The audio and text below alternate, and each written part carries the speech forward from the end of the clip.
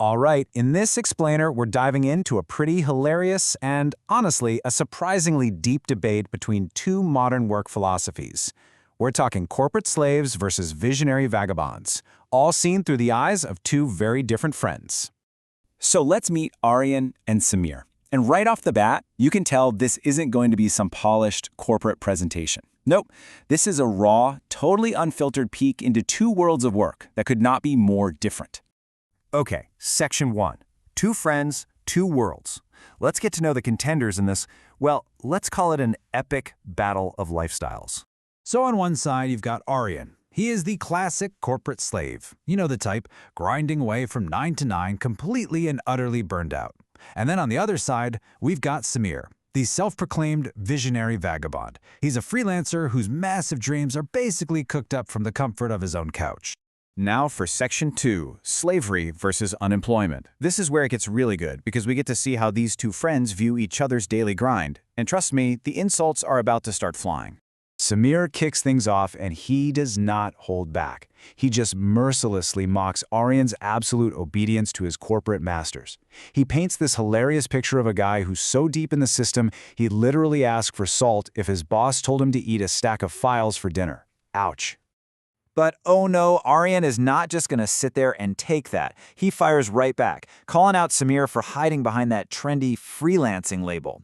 The way Aryan sees it, this so-called freedom is just a fancy cover for procrastinating and scrolling through social media all day. On to Section 3. Vision or just confusion? So let's talk about ambition, right? How does Aryan's stable, reliable salary actually stack up against Samir's grand, if maybe a little chaotic, vision? You know, Samir's definition of vision is, well, it's something else. It's less about a clear, thought-out plan and more about justifying these massive risks that just don't pay off. So when his big crypto bet, funded by his mom, by the way, completely goes bust, he doesn't see it as a failure. Nope. He just sees himself as the next Elon Musk, taking these big swings that us normal people just can't comprehend. And this little story just illustrates it perfectly. He decides he's going to tap into the niche market of organic dog biscuits. Sounds plausible, right? Until you get to step 3, the personal quality control test.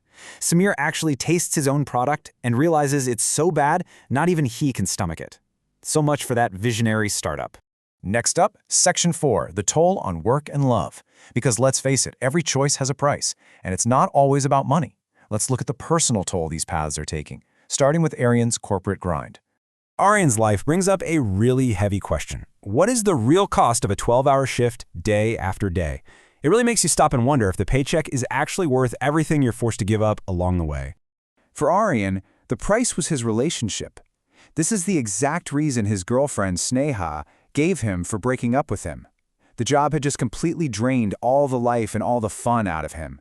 It literally changed who he was as a person. And he explains it perfectly himself. After a full day at the office, he feels like he just stops being Aryan.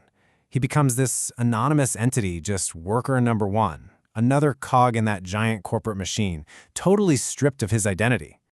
And that brings us to our final section, the final verdict. So, after all the jokes, all the harsh truths, who's actually right? Is it the burned-out corporate slave or the free-spirited but probably broke vagabond? Well, here's the crucial point, and it's kind of a twist. There's no clear winner. The hilarious irony here is that their relationship is completely symbiotic. They actually need each other to function.